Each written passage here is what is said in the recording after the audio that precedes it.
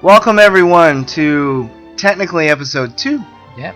of WidescreenRedux. Our new format's going well, and I'm Tony. I'm Bill. And here we are. This is like episode 90, but we'll consider this the second episode of the new way, the new format. Yeah, here we go. Alrighty. Film scores. Today we're going to talk about film scores. Woo!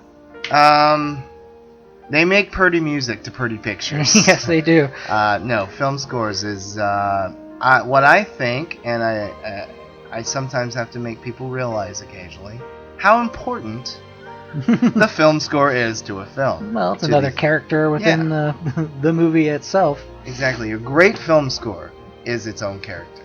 One of my and we'll get into one of my main issues with scores today of the last 15 or so years. There's still some great ones, but they're few and far between. I remember growing up. They're all done by the same people. Yeah, exactly. Yeah, it's Hans Zimmer, it's Thomas Newman, it's James Newton Howard. They're all still. But growing up, my teens and even into my 20s and 30s to a point, I was buying 2, 3, 4 soundtracks every week or two. You know what I mean? I was just getting more and more. And I remember sometime around late 90s, early 2000s, it just slowed way down. And especially now, soundtrack scores are becoming pedestrian, you know. And I say this every time, and I almost laugh out loud when I hear it, because my wife will look at me, because I say this all the time. Now, if they want you to be sad or it's a touching moment, the cheapest, most boring film scores today will start out with one little piano, soft little ding, and if you're supposed to be sad, ding, or if you're supposed to be touched or a little happy, you know, ding ding, you know. And I'm like, come on, you know. No film character has their own reoccurring theme anymore. You know, I mean, just off the top of my head, one of the great themes in film, Dr. Zhivago, Maurice Jarre, I think that's how you pronounce his name, is Laura's theme, you know? And it resonates through the movie. When he thinks of her, when he sees her again, here comes the theme. It's Laura's theme, you know? And nobody, you know, and there's other, but nobody, there's no reoccurring themes anymore. There's always, the best film scores always have the main theme sneaking in and out of other themes in certain movies or moments, and that is almost dead. Clint Eastwood, believe it or not, still he writes his own scores, and he does the old school, and they're all for the most part great, and I have a lot of them. Clint Eastwood, John Williams, Ennio Morricone are all 85 years old. Yeah. We don't have a lot of scores left in them. John Barry, Goldsmith, Bernstein, they're all dead, you know. And I love Hans Zimmer, he's great, but he's not them anyway. That's my issue. Do you agree? Oh, I do. I agree very counterpoint? much. I kind of feel, and we've talked about it before in some of our really long shows. I think they're still going. They really don't have scores anymore. It's soundtracks. We've gone to soundtracks. No one gets somebody to have that interlocking theme, as you were talking about, going through movies anymore like used to. It's, you know, what popular pop song can we throw into this movie that will go along with this scene? It might not have any type of relation to what's going on screen, but it's a cool song and it's popular, so let's throw it on there. And there's only 2 or 3 directors, short list of directors that can pull off putting a song that has nothing to do with what's going on. Number one is Scorsese, you know. I mean, he has gangsters stomp a guy to death to Donovan's Atlantis. You know what I mean? And Spike Lee can pull it off, Paul Thomas Anderson. Like Cameron Crowe. Cameron Crowe, but yeah, music is well, he's different because songs play an important part to him, to his characters, so that there is a point whether it matches the act. But I mean, you're right. It's everybody, you know. Yeah. Oh, we need a happy song. Hey, the new not to diss him because I like him, but the new Mumford and Sons ditty. Let's pop that on. Yeah, throw it on there. You know, because they go hey occasionally. Yeah, and it sounds happy. It's like nowadays, you don't even have like Shaft. Shaft has his own theme song. He comes on the screen and you know what song's going to happen. Well, you don't even have that anymore. Exactly. One of the great scores. Yeah, exactly. Yeah. I tell you, real quick, one of my favorite scores of the last 10 years is a very simple, and it sneaks up on you, and it's Gone Girl by Trent Reznor and Atticus, whatever his nut is, whatever his name is. Whatever his nut is. I don't know what the hell that is. Atticus, whatever, and Trent Reznor, who now apparently are the only people that score David Fincher movies. But I remember saying, I like Gone Girl a lot. I think it's a very good film. I remember saying them to Allison, my wife, after the movie was over, after we were talking about blah, blah, blah. And the score! And she said, yeah, it's good, but I didn't think you'd think it was. It was great. Because there's a scene, there's a theme at the beginning little montage when they meet. I don't remember. I only saw it once. I don't remember. It's a flashback or whatever. But when we see them meet and have their first couple nights together, there's a theme that Reznor is playing, and a little synthesized little theme, melancholy and happy at the same time. Whatever, it's a certain theme for that sequence, a happy moment in their life. Later, much later, after all the shit has gone down, when she's in that hotel room, and she makes the decision to come back, even though it's for bullshit reasons.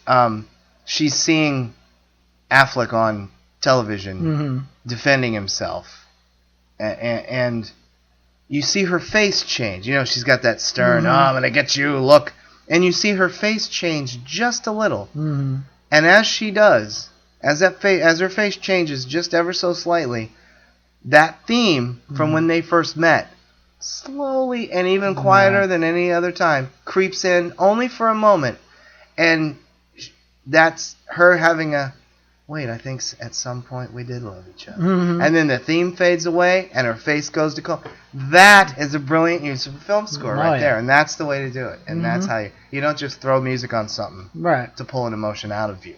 Yep. I mean, you know what I mean? Oh, yeah, exactly. She sat here. Give me a couple dings on the piano there. You think of some of the great movies out there and what their scores did. They brought on that emotion, and that's how you know it was a good score. You're watching something, the music's, just going to that moment, and you get teary-eyed, or you feel angry, or you happy. It's whatever that feeling is, and that's what a good score should do for you. Yeah, I always think about. I mean, there's many examples to give, but I always think about the trench and the Death Star at the very end, when Luke is almost there, When Luke is almost there, and Vader's behind him, and the music's dun dun. Dun, dun, dun, dun, dun, dun, and you're like, holy shit, is he gonna make it? Just like the music. Imagine that scene without any music. The emotion is gone. It's probably cool to see, but the emotion, you're not with it emotionally. Anyway, that's that, and the boulder scene in Raiders of the Lost Ark, my go-to example. Anyway. Yeah, all right. So, but it should be another character when you're casting a movie.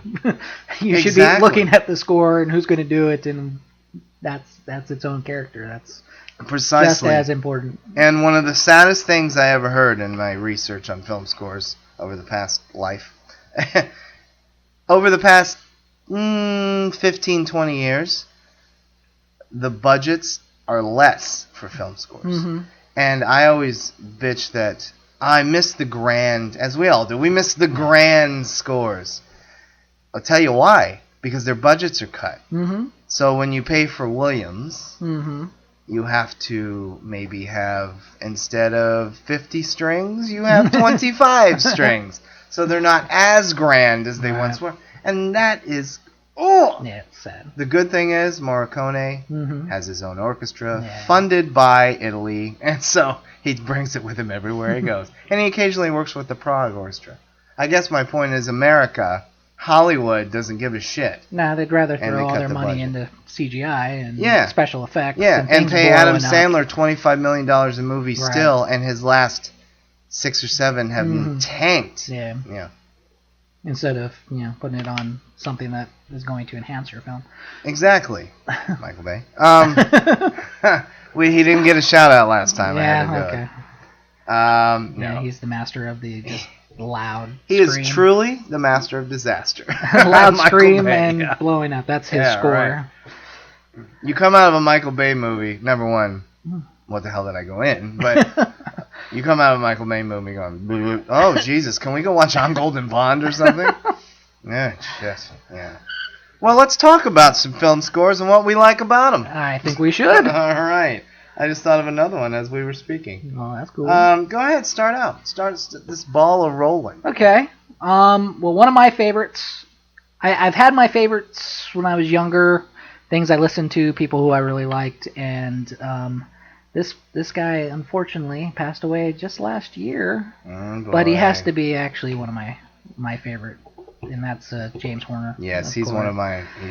He unfortunately died in a plane crash last year. But I like his incorporation of his Celtic music. But he had a lot of different style. I mean, you look at like The Rocketeer, which is one of my favorite scores by him. It's a great score. Yes. Glory. My favorite Horner score. Field of Dreams. I mean, Willow. He even did some of the Don Bluth stuff, like American Tail and Land Before Time. And then Braveheart. I mean, just these grand scores that... Can you believe he didn't win an Oscar for any of those you mentioned? Yeah, it's just crazy. And then, he's getting a lot of praise for Titanic and Avatar, which are good in their own right. Yeah, Titanic, I hate to say, and I'm not just trying to bash on Titanic. It's my least Horner score. The it's Titanic too synthesizing. Anyway.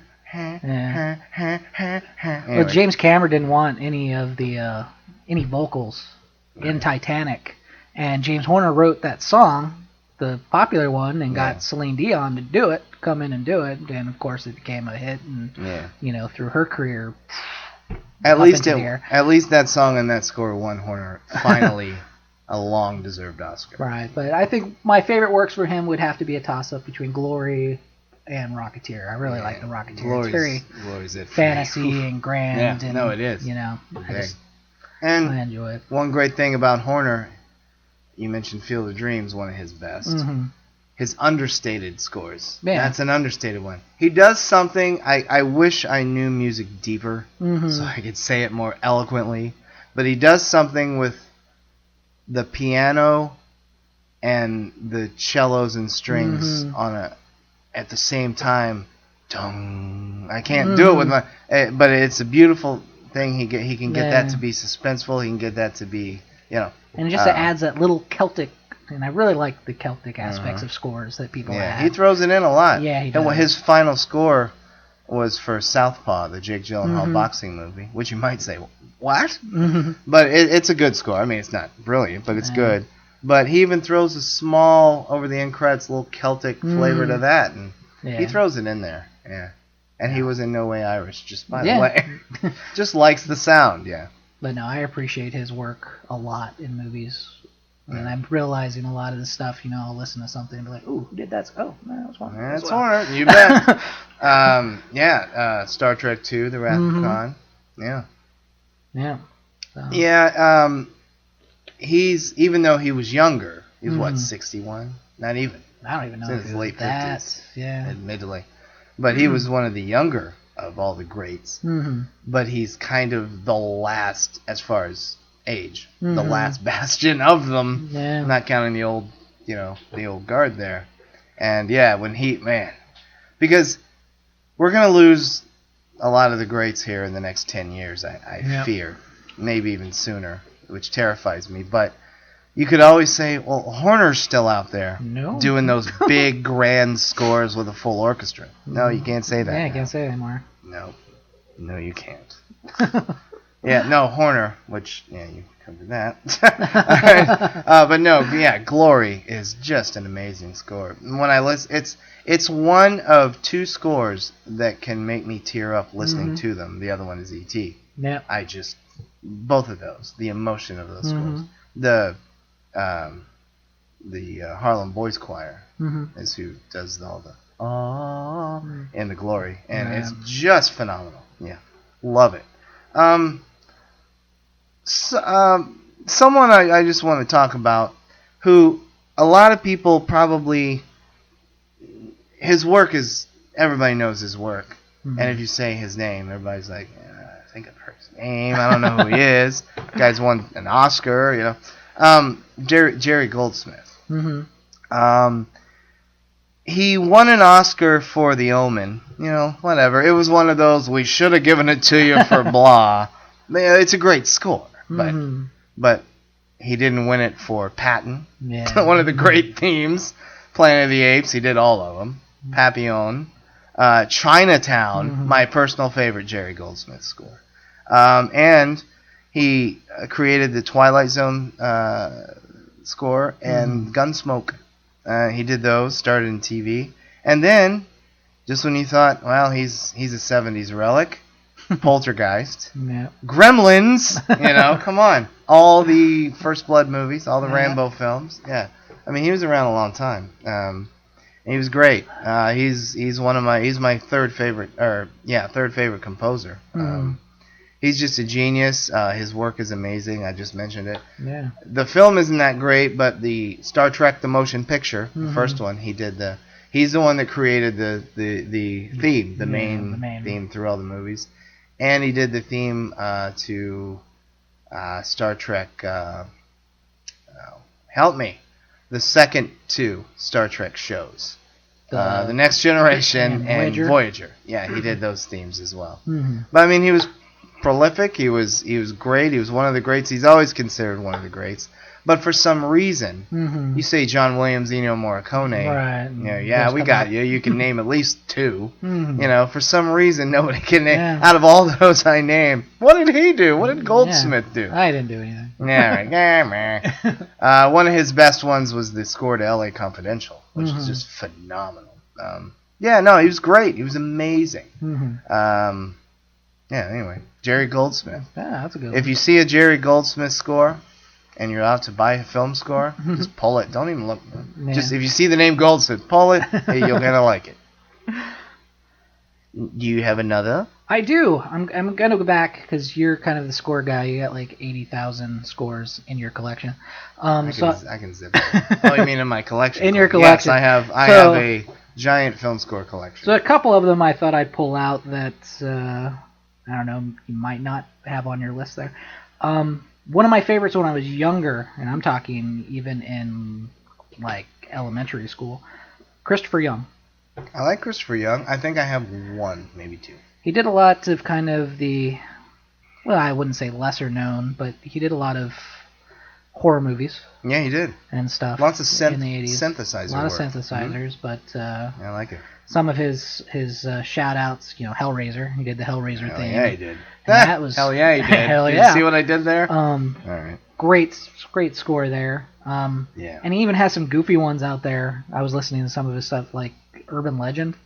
He did that? Yeah. But if you listen to the score, it's poppy, and it's like, you know, you wouldn't think that it would be there for a horror movie, but it fits, and it's just kind of goofy, you know. It's almost like for a terrible horror movie, it's not taking itself seriously. Yeah. And the music of it, at least to me, makes it a tad bit better. Still don't like the movie, but at least the score kind of brings it too. Right. But I think my biggest one from him was Shipping News.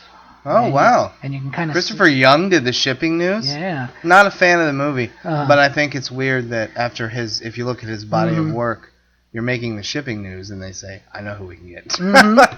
But you kind of see a theme within my stuff here, but he, again, kind of has that Irish take to it with the Celtic and just real kind of beautiful emotion-driven to work. So I went with Christopher Young. He's not doing much lately. He teaches at Thornton School of Music at the University of Southern California now. But did he do? He didn't do. Did he do? Did he do? Nightmare on Elm Street? Two. Okay, I knew he did something. Yeah, he did. Freddy's Dead. Yeah. No, poor Christopher Young. He did the one that everybody. He did the one that's so bad everybody says the last or the next to last one, the Final Nightmare, is better. And that's probably true. Yeah. No, I like Christopher Young.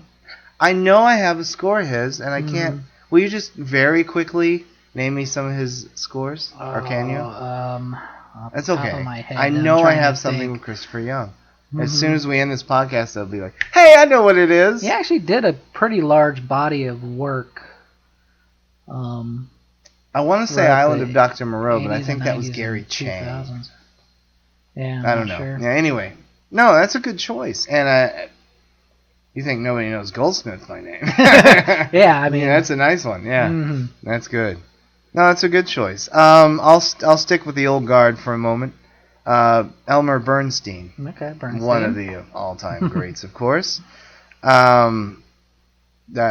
His last score, he died when he was 83, I think. His last score was Far From Heaven. Okay. That great Todd Haynes film, which is cool that they were still using. And I remember, and I have the score. It's a grand old style, which just like the film.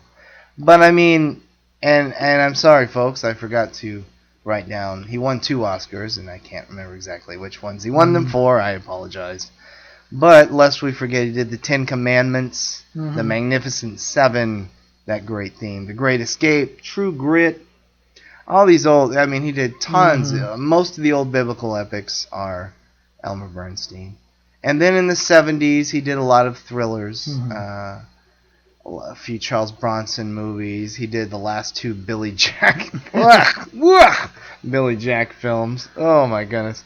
But in 1978, he kind of changed up a little bit. John Landis used him for Animal House, and he wrote a really great score. He didn't dumb it down because he was doing a slob comedy. Right. And he became, through the 80s, if you remember, a prolific, the go-to guy for big, good scores for big comedies. Ghostbusters, Airplane, Stripes, American Werewolf in London, Trading Place, so on. Most of John Landis' stuff. Greatest comedy, American Werewolf in London, right there. Yeah, it's fantastic. Yeah, fantastic. Yeah, no argument here.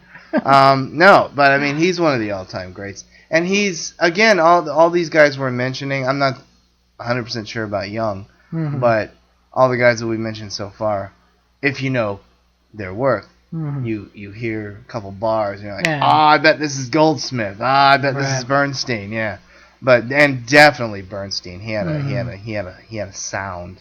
But yeah, no, he's one of the best. I own many of his scores. And sadly enough, the 2 classic guys I just mentioned, Goldsmith and Bernstein, both died in 2004.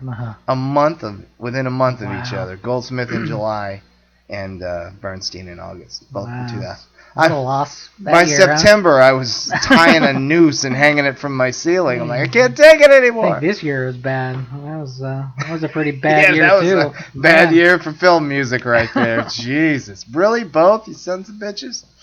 But anyway, yeah, Elmer Bernstein. One for a while. And I think maybe more people might know I think, take 2, maybe more people might know Elmer Bernstein by now. I think the name of Bernstein kind of, people can at least hear that. Yeah. And they go, oh, yeah, that's somebody who's in film. They might not know what he does, but at least they know the name. And again, I'm not fully musically inclined. I wish I knew more, especially on the percussion side. But Goldsmith and Bernstein both. I call them the clickers because I don't know what to call them. Use the clickers so well. Those 2 little things, they look like just cylinder, and they hold them in their hand and they bang them on a pipe. You know what I mean? Yeah. And then clunk, clunk, clunk, clunk. While they both do that so well, and I wish I knew what the hell that was called because that sounded ridiculous. But you know what I'm talking about, folks. Anyway, yeah, Elmer Bernstein. Oh, that was a good one too. So this guy. Everybody knows him. This fucking guy. This fucking guy. I had to put him on here because he's done so many great stuff. He's still doing great things with John Williams. Who? John Williams. You know John Williams. No, I'm not sure. No? Well, he's this little... Come on! He's this little composer. Yeah, did a few movies. Did a couple movies. No, but the thing with John Williams... Right here, yeah, for those who out there who don't know, and this is a good podcast for you then. Yeah. You need to know who this guy is. Or the wrong podcast for you. Or the wrong don't podcast. Know John Williams. But, he did Jaws, Star Wars, Superman, Raiders, E.T., the Harry Potter's movie. Again, they add the Celtic feel to it, Far and Away, which is... I really like that one. I really like that score. That's what I meant, the score. Okay. I'm not talking about the movie. Oh, every time I hear that, I'm like, oh, shit. I'm not talking about the movie. I'm talking about the score. This is a score show, Anthony. Bring it in. Score. Okay. Mayday, mayday. But all of his music, people know. Yeah. They might not remember the movies or have seen the movies, even young kids, but they can do Jaws. Oh, yeah. They can do the theme of Star Wars. Superman. Raiders, you put a test out there, people are going to be able to pull them out. Yeah. Jurassic Park. Can we just say, every Spielberg except Color Purple and Bridge of Spies. Which scares me. He didn't do Bridge of Spies, the recent one. Thomas Newman did it. Surprise! Okay. He was in the hospital with a sickness. No sicknesses at 85, please. Yeah. No sickness and no flying planes. Yes, please. Have someone else pilot the planes. Oh my God. But no, you can't have a score show without throwing John Williams in there. No, you can't. I was saving the big ones for last, but there you go. Yeah. Since you opened that up that Pandora's box. Thank you. Yeah, can of ball of wax worms. One of my all-time favorite Williams scores. By the way, you named all of them. And real quick before I say this, I don't want to forget this thought. John Williams probably is the only composer where the world can know one of his themes by the first two. Everybody knows that's Jaws. Everybody knows that's Jaws. Kids, adults, pets, everyone knows that's Jaws. And I don't think there's another score, no matter how popular, that can say that. 2 bars. Yeah. But one of my favorite, and we could say Williams is his own show. Yeah, he has a show. And maybe someday when he passes on, he will be. That'll be fun. But, I mean, to go over his career, not him passing on. One of my favorite John Williams scores is one of his least known, probably. I mean, he was nominated for an Oscar, and the movie was a big hit and respected. And it's a great film. The Accidental Tourist. Right. Directed by Lawrence Kasdan, William Hurt, Kathleen Turner. Gina Davis won her Oscar. Lest we forget, she's an Oscar-winning actress. She did deserve it back then. Then she did cut through it. And then she met Rennie Harlin. Everything went to hell. But no, Accidental Tourist is some of the most beautiful piano work of any. And he does a lot of beautiful piano work. C-E-T. But, Williams' score for the Accidental Tourist is just some of the most beautiful piano work. It's such a romantic and let's see if I can say this word again, beautiful score. It's one of my favorite. It's in my top 5 favorite scores. It's just fantastic. It's subtle. He didn't win the Oscar for it. I don't know what won that year. It was 88. I was kind of pulling for him because they always give it to him for his big ones. I would love to have seen him win for Accidental Tourist, but yeah, it's a great score. Of course I think I have like 25, 26 of his scores, but it's a wonderful score, and it's one of my favorites. Very quickly, my favorite theme, not score entire, but just standalone theme of Williams is Superman the movie. Yeah. I just love that thing so much. It is so big, and it's multi-leveled. And I just love it. It's my favorite Williams standalone theme. Yeah. I'm not sure what my favorite was, because Williams just does so many of them. It would be too hard to pick my favorite Williams score. Yeah. It's just too. I know I have my favorites. I mean, if you're looking for the emotion stuff we've been talking about, I mean, you mentioned E.T. Oh, God. I mean, yeah. If you don't... E.T., Close Encounters. Yeah. Few tracks there. But E.T., if you don't cry during that movie, you have no soul. Oh, my God. Sometimes I cry when I'm telling people about a scene that makes me cry, and my lip will start quivering, like, ah! It's just crazy. Yeah. But no, I think he's a master of the I would guess, music? 4 or 5 second blip that everybody knows. Yeah, definitely. You give a couple of bars, like you said, of Jaws, and you know it. Yeah. Give a couple of bars of Superman, that's Superman. Yeah, exactly. But I mean, I'm telling you, with Jaws, everybody knows. It's all you need. Yeah, no, he is a genius. I pray that he smokes a lot of medical marijuana, eats a lot of wheat germ, just stay alive a little while longer, sir. I would. He's just done some. He's done some of the great scores to some of the greatest movies ever made. He's done some great scores to some of the worst movies ever made. Right. But he's a constant. His scores are always great. Yeah. John Williams. Williams. Real quick, another quick favorite: Home Alone. Oh, Nobody talks about how great that's John Williams. Yeah. That score is John Williams. It's a wonderful, beautiful score. Yeah. Oh, he was yours. I'm like, Yeah, next. he was mine. John Barry, my Uh-huh. second favorite film composer. Williams is third. John Barry is second. Mhm. I misspoke earlier. Goldsmith is fourth. Hmm. I forgot about Williams.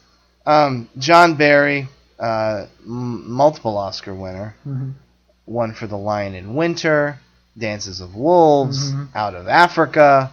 He's just, that man turned me on to French horns in score, and nobody uses French horns anymore. But he would do them subtly sometimes. They weren't like blaring. They were just the myriad of scores. Most famously, and he called it the $1 Million Mickey Mouse Machine because he said I didn't even have to try, even though most of his scores were great. Were the Bond films. Mhm. He did almost every Bond film. His last one was The Living Daylights in '87. And he wrote for all the films he did. He would write the theme song as well. So that's him too. He did all the Bond films: Lion in Winter, Dances with Wolves, Out of Africa. A great hidden treasure, lost treasure. We should do sometime. Robin and Marion, directed by Richard Lester, who did A Hard Day's Night from '76, about Robin Hood and Maid Marian when they were old. Sean Connery and Audrey Hepburn. Robert Shaw as the Sheriff of Nottingham. Great film. Great score. I own it. And my personal favorite score of his, King Kong. The 1976 atrocity that was King Kong with Jessica Lange and Jeff Bridges and Charles Grodin. It is a brilliant score. It's a wonderful. I was just listening to it. My son's digging it. It's an amazing score. It's big. There's some beautiful moments. He uses pipe organs. Fantastic score. John Barry, one of the all-time greats. My second favorite. Yeah, that's awesome. Yeah. All right, I know you're going to bring up the next one I have on my list, but I'm going to skip over to another one that, again, not many people out there would probably know, but know his most popular score, Brad Fiedel. Oh, Brad Fiedel. Dun dun dun dun dun. Used to listen to that all the time when I was in elementary school too. That was Fidel's, like one of my. I wore out that tape. Yeah, I had it on an album. For all but again, another one who he did a small amount of work. Made some pretty good, music and some pretty iconic scores, and then decided, I don't want to do that anymore. Yeah, did he? Yeah, he just stopped. Right? Yeah, he hasn't done anything since like '95. I think his last one was Johnny Mnemonic. Well, he probably said, "Whoops, I'm out of here. Yeah, I don't want to be involved in this." Yeah. But I mean, how all the Terminator movies, even with Genesis, Yeah. They use his music. You hear that. Got to do something. Yeah. And not just the stuff. I mean, you got the whole the beginning theme of that too. My son can play that on piano. Yeah, that's great. Yeah, he can do that. No, he's great, and he did a lot of '80s. Those are probably his biggest. He did a lot of '80s like action stuff, and I think he did the soundtrack to Dolph Lundgren's Red Scorpion. But he was prolific in that era. So yeah, no, that's a good choice. But again, things that people can listen to and they know, oh, that's Terminator. Yeah, exactly. That you know that immediately. Yeah. Still doesn't trump the 2 beats of Jaws. Nope, still doesn't. No. I think he's got. Like I said, John Williams is a master of that. Yeah. No, Fiedel, that's a good choice. Yeah, just kind of somebody, didn't do a whole bunch, but still. Yeah, but still did one of the greatest themes of all time and instantly recognizable themes of all time. But people, wouldn't know his name. Yeah, who did that? Williams? No. Morricone? No. Bernstein? No. I'm out. Yeah. I don't know anybody else by name. Oh well, sorry.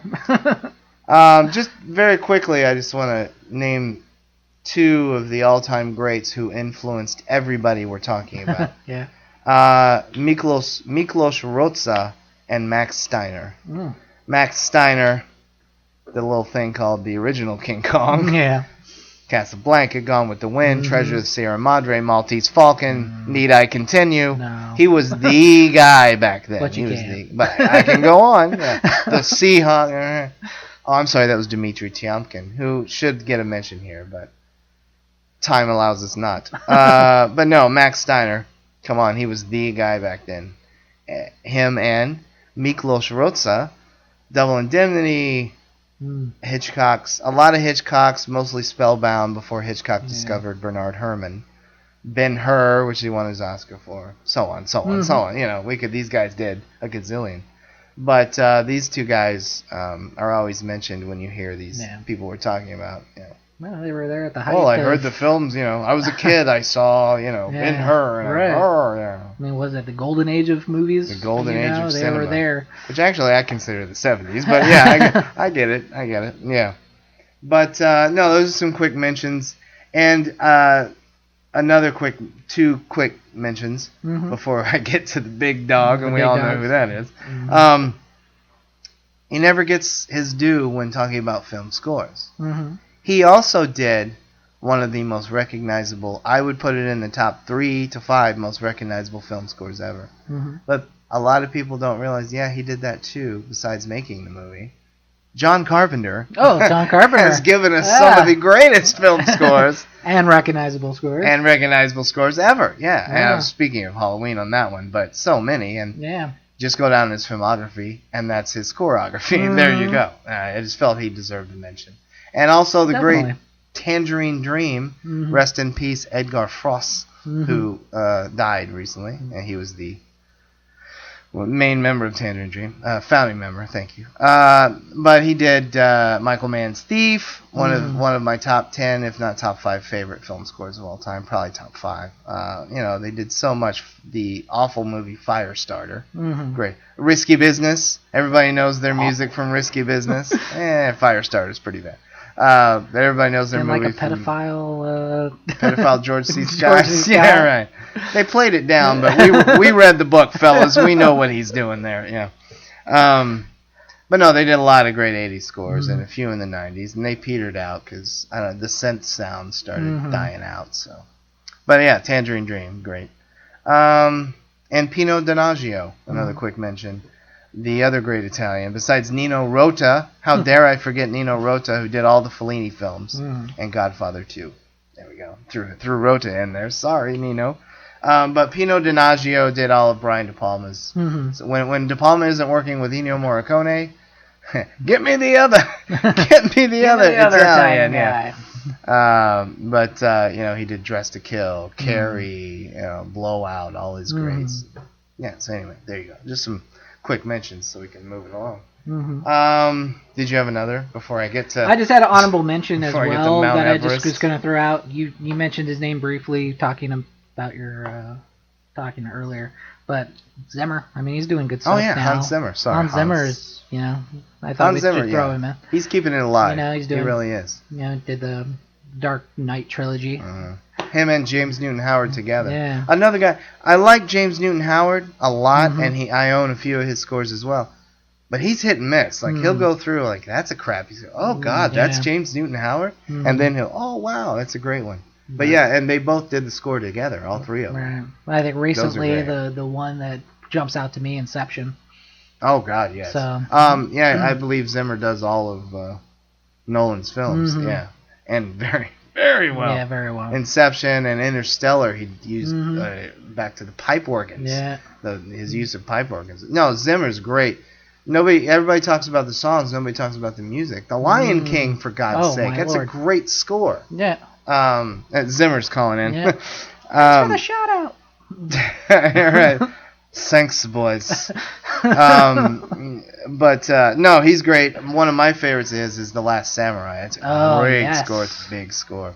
Yes. But yeah, no, Hans Zimmer's great. I forgot that he did The Last Samurai. Yeah, it's a good score. I love that score too. Yeah, I have that. I just had that out a few weeks ago. Yeah. My son and I always sword fight. And has a couple of good moments to sword fight too. And the great Gladiator score. I did the Gladiator. I love the Gladiator score. Yeah. Yeah, Hans Zimmer. So, Hans, again, you're throwing out some shout-outs there. He needed to go. So. Yeah, I wanted to talk about him more, but it's the new way, it's the new format. We got to keep it tight. Yeah, we got 20 minutes left. Yeah, I know. We're doing fine. I'm just saying. I'm like, I could sit there. And then Max Steiner did this, and I liked his part of this and how it went. That's why our other shows were 2 hours long. That's right. We apologize for that, folks, but it's all changing now, as you see. Yeah, go ahead. Well, the last one I threw on here was I Know You Have, and you talked about the Italians already.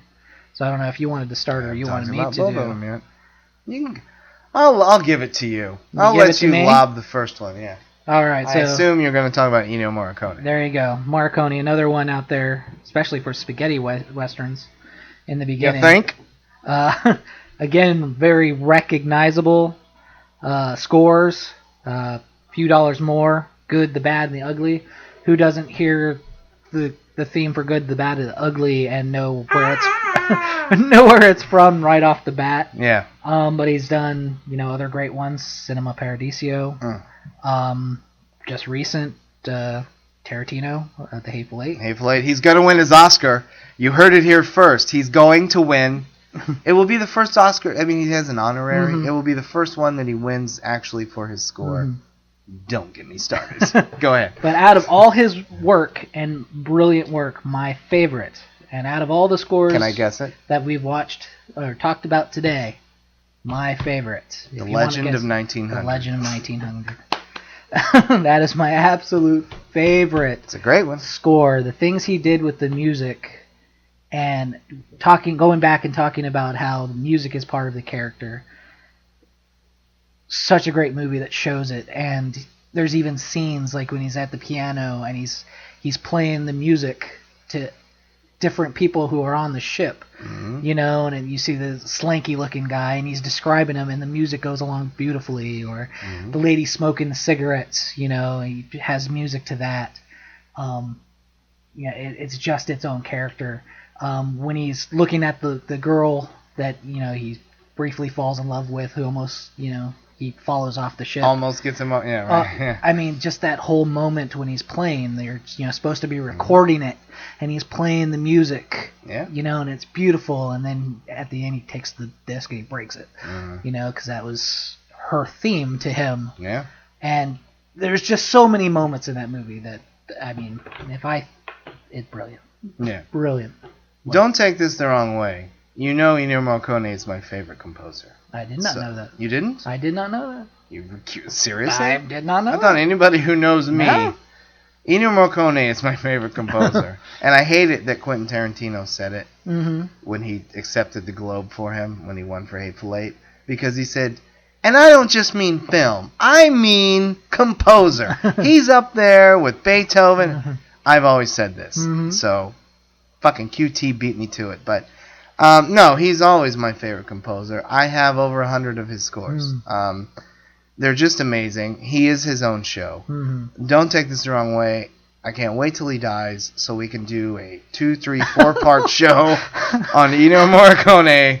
No, I don't mean that. But someday we will do a 2, 3-parter because there are so many to talk about, and his styles are so vast and so varied.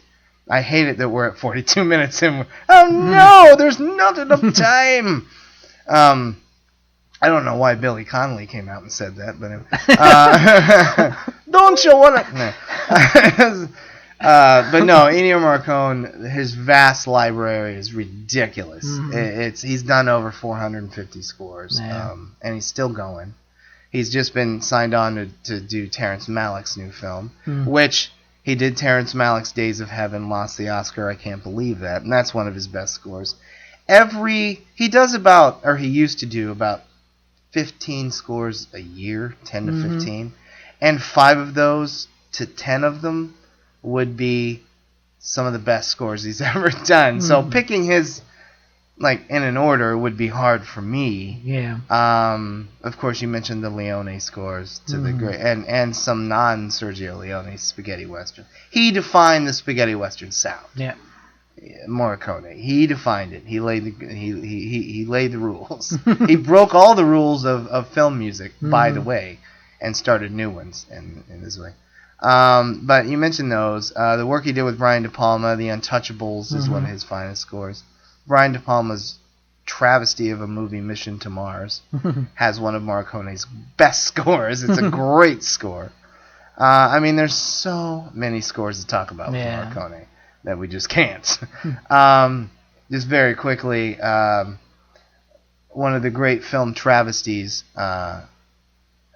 crimes against a film, I should word it that way. The great Once Upon a Time in America. The clerk who files all the paperwork for the things to get nominated failed. He forgot to take Morricone's score, and he filed it too late. Ergo, his score was ineligible for a nomination. And everyone in the film world, was saying, "All right, this is the one. This is going to get him an Oscar." And it's considered and is one of the all-time great film scores. And didn't even get a nomination. Hello. Yeah. So I hope to hell that guy's not working in the film business. The smart one. Yeah, I mean, there's so many. I just can't do it. Time won't let me. Time won't let me. But my all-time favorite score of Ennio Morricone's, a lot of people it's slowly getting rediscovered. A lot of people probably don't even know it. It's a Sergio Leone film, Duck You Sucker.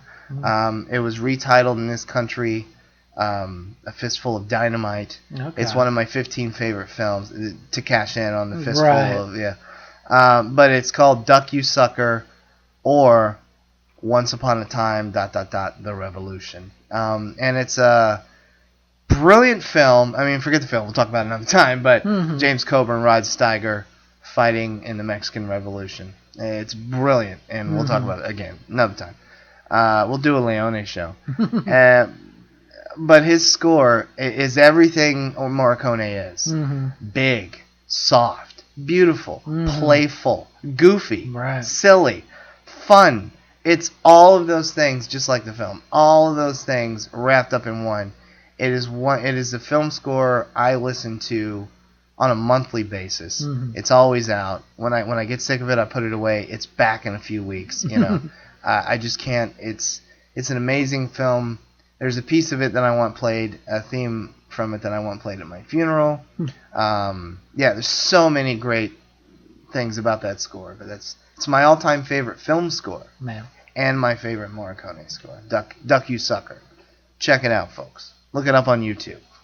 I hate to recommend that, but do it, because I had to buy it through Italy, and it's like $80. So, but I got it. There you go. I can't read the track names, but. So anyway, Ennio Morricone is just, again, he's his own show. We'll discuss him another time. I'd really like to do an Ennio Morricone show. We'll give it some time because we just did a film score show, but he's really something to talk about. And once I start nailing the movies that you're like, holy crap, he did that one too? Yeah. Anyway, there you go. Yeah. Ennio Morricone, for me, the all-time great film composer ever. There will never be a replacement. Yeah. Well, he holds my favorite. And that's my favorite movie. So. Which one? Legend of... Legend of... Sorry, yeah. Yeah, Legend of 1900. Yeah, exactly. Real quick. Good, the Bad, and the Ugly? Best directed movie ever made? Could be. Anyway, let's move on. Could be. That's... I mean, we probably missed a couple, but nobody big. Yeah, no. We hit the big ones. I mean, you could throw out Tim Burton, but his, Danny Elfman. He did great work for Burton, and then he changed. Yeah. And he needs to. Well, I mean, he got pedestrian. Like when I would see his name come up, because I'm always looking forward to who did the music. Mm-hmm. Really, this is Danny Elfman? This sucks. It's pedestrian. No.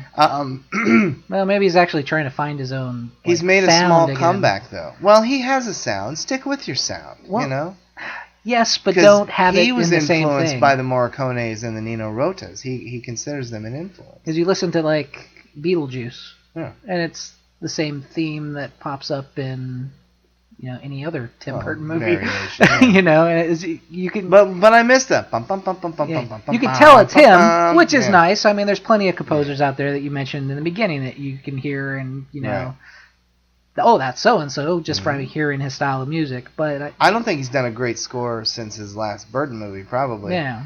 Except Goosebumps. Mm-hmm. He did the score to the Goosebumps, and it's a big, fun score. I don't need to own it, but it's a great score. Yeah. But I mean, you could throw out. There's people out there working, and there's names that are big. No, I know. Danny Elfman. Yeah. But I think we got some of the big. Yeah, we got the important. I mean, the gist of this, and again, this should have been a two-parter, but whatever. We got it. We got it. The gist of this show is really to show you people, help. It's a cry for help. Film scores need help, and lest we forget what film scores can be for a movie and why they're important and why you need to sit down and write a film score and not just say, "Oh, is this a sad scene? Okay, ding dong." You need, like you said, the film has to be a character. What music can do to a film? Music can move us in every way possible. It can make us cry, cheer, stand up, and laugh. It's amazing. It's easy to download GarageBand onto your computer nowadays. Yeah, exactly. Right, exactly. Yeah, and everybody can get a Casio. But no, film scores are important. I miss the way they used to be. I fear they're never going to be that way again. But like James Horner, rest in peace, there has to be someone like him who can keep it alive. Yeah. There has to be someone coming up who says, I want to be a film composer. Yeah, I love Hans Zimmer, but man, I want to go back to Jerry Goldsmith and Williams and there's got to be somebody out there. I'm sure there is, and there's got to be somebody out there who's going to. I mean, they're trying to do that with movies nowadays. It's trying to make a comeback. Let's go back to practical effects. Let's stop doing so much CGI. I miss opening credit sequences. And nobody has them anymore. No, they don't. Ergo, there's no use for an opening theme. Yeah, no, that's true. But, I think it's a possibility. I'm optimistic, that somebody out there is going to be like, this is working with, us going back to some of the older style of filmmaking. Yeah. Episode, 8 or is it 9? I mean, the director's already stated. Star Wars? Yeah, he's like, it's going to be all on film.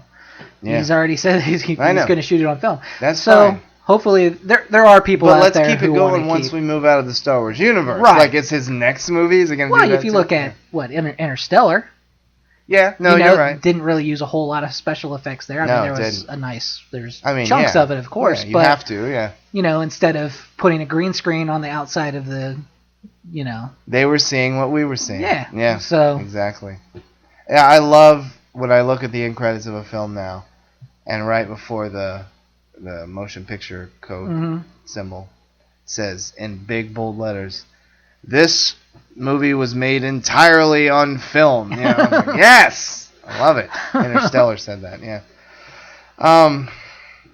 So anyway, but I hope there's people out there that are going to keep it alive and big. We didn't mention him, but Michael Giacchino, however you pronounce his name, who does all the Abrams movies, and he won an Oscar for Up. He's keeping it alive. He's doing the old school scores. And I think when Williams passes on, like, he's John Williams to Abrams Spielberg, if you will. And I think when Williams passes on, he can keep that big. He does the big scores and the themes. And he's everything that we hope. And that's one. We need more than one. People want to get artsy in their movie making and stuff now. It's like, we have digital photography, and who still does the film? Oh, it's those geeky hobbyists out there. And Quentin Tarantino. And art people. So, hopefully, there's people out there who are going to try to keep it alive. It might be taboo for a little while, like, oh, he does old school, but, I think there's the people out there. I'm optimistic that scores hopefully will be the same. My glass is half empty and it's starting to get a hole in the bottom about the state of film scores. But real quick, Quentin Tarantino, thank God for you for many reasons, but he has, I think, shown people who were always afraid that it's okay to do the old style because that's when movies were great. Right. Do the old style in everything, in the filmmaking and the scores and the writing and the shots. Yeah. And that's, so he's keeping it alive. And he may finally be the one to get Morricone to his Oscar for actual score. Real quick on that, I love the score to Hateful Eight. It's a great score. Is it one of Morricone's all-time best? No. But, I mean, look at all he's done. Yeah. But, hey, I don't care if you give him his Oscar for his worst score. Just give it. He's 85. Give it to him for actually doing it, not a lifetime achievement, which he has as well. All right, so that's our film score show, and we have just enough time to squeeze in our new segment. And again, folks, we're going to be playing with segments. We'll do this for a while, we'll come up with some other ones, see what works, what doesn't. This week in film history. All right. Do you have any here? No. What happened this week in film history? This week in film history, February, it doesn't matter the exact date, 1929. The Academy of Motion Picture Arts and Sciences announces their first annual award winners Ooh. for their first Oscars. There we go. How are they announced? On the back of their monthly bulletin that they send out to everybody and nobody ever opens up and reads. Yeah. They did a ceremony, I guess, like a few weeks later, but they're on and the winners are. And Eat It Joe's. Yeah. And 1938, Howard Hawks, the great Howard Hawks, the great classic Bringing Up Baby with Cary Grant and Katie Hepburn, opens up. And bombs. I never knew this. Did you? No. It's an all-time classic, and everybody loves it now. It was pulled after less than 2 weeks. Wow. It was a big flop. They had a big premiere, and everybody loved it, and then the public stayed away. Wow. And then it probably wasn't until the 60s, 70s. Something like that. Yeah. It was amazing when I read that. I'm like, what? It bombed? Less than 2 weeks. They yanked it and never put it back out again. Yeah, they don't do that to many movies. No, especially they don't. during that period of time. They did it to Steve. They haven't done that for years. Mm-hmm. They did it to Steve Jobs. No, I haven't seen that yet. Yeah, I haven't either. They put all the Oscar noms on demand, so I'm going to catch up in 2 weeks. Cool. But I missed Steve Jobs, and I thought that was weird that it bombed so badly. Really? But I mean, like, horribly. Mm-hmm. Like, it opened up at number 9,000. Nobody went to that thing. I thought that was weird. Yeah. Anyway. Yeah, that was a shock, Bringing Up Baby. 1979, The Warriors opened. Oh, great. And it did a little business. You know, it did okay. And then a week later, and when in New York Times Square, the Times Square of 1979, rival gangs were all going to see it. Fights were starting. People were getting hurt. I don't know. I didn't read anything about a death, but hurt. Cops were hurt. Lots of fights. So then the controversy came, and then The Warriors became one of the big hits of that year because everybody wanted to see what all the. Thank God, because I love that film. Yeah. Way to go, Walter Hill. 1984, Disney announces the creation of Touchstone Pictures. Wow. I thought it had been around longer. Yeah, I thought it was around too. 1984, Feb 20 to be exact. Wow. So they can produce Disney films that appeal to an older audience. Their first production under the Touchstone label, Splash. Oh, that's a good one. There you go. Yeah, I like it. Yeah. Nice start. John Candy and Tom Hanks. They're not around anymore, are they? Who? Touchstone? Touchstone? Honestly, I don't know. I remember seeing that ding, ding, ding, ding, ding, ding in a long time. Yeah. I need to check on that. But anyways, yeah, that was 84. 1985. Little movie that changed my life and a lot of other teenagers' lives, and probably yours once you saw it. The Breakfast Club opened. To surprisingly, I read, great reviews and huge box office. Did you know that in that movie, and I think we still have a couple minutes. Oh, we're good. The scene when they're in the circle talking about why they're at detention, that was ad-libbed. The whole thing? That wasn't scripted. Wow. And Judd Nelson's iconic thrust with the fist at the very end. Did he just do that? That was ad-libbed too. It was supposed to be, he was just supposed to walk off screen into the sunset. That's awesome. And Little 30-year-old senior. I love Judd Nelson. All ad-libbed. I'm going to announce this, and I hope you agree. If not, I'm speaking into the wind here. We're going to do a John Hughes show. Hells yeah. We need to. Rest in peace, Mr. Hughes. All right. 1999. You sound sad. I am. Gene Siskel dies at 53. Real quickly, I remember that day. Yeah. Because he came back to the show, and his last few, he was looking horrible. And I was living with a girl at the time, and I remember saying to her, "Oh my God, he needs to go back to the hospital." His very last show, he was just, his face was hanging, and he was not speaking correctly. And then every Friday I went to the newsstand to get both the Sun-Times and the Tribune to read their reviews. Yeah. And I went to reach for the Sun-Times, Ebert's paper, and a big picture of Gene Siskel. And for a millisecond I thought I grabbed the wrong picture, or paper. And it said, "Farewell, my friend." No. And I said, oh, I was so crushed. He was only 53. Yeah. That's sad. terrible. That was a sad loss, yeah. And then lastly, in 2001, the great director Stanley Kramer died at 87. Directed most famously The Defiant Ones with Tony Curtis and Sidney Poitier, The Great Inherent, The Wind, The Great Judgment at Nuremberg, and the great acted but massively overrated Guess Who's Coming to Dinner. As you can tell, he loved Spencer Tracy. Yes. But yeah, so that's this week in film history. I need one of those ticker tapes by Yes, me. you do. We did it, dude. All right. That's two. That's two. That's two in the Redux. All right, folks. At a crisp 1 hour, we are saying sayonara. And that is our second show in the new format. We hope you enjoy it. Please, please, please comment. A lot of people haven't listened to the first one yet, Yes. so we ask you, don't be afraid. They're short. Yes. they're real. They're not now. as long They're as they actual were. formatted shows. And we hope you enjoyed the film scores. Post some of yours once you finally listen to this. Mm-hmm. You know, let us know who you like, some of your favorite scores, and not soundtracks, folks. Not soundtracks. Not conglomerates of songs. Scores. Scores. And we will be back next week with a yet undetermined show. I'm Tony. And I'm Bill. See ya.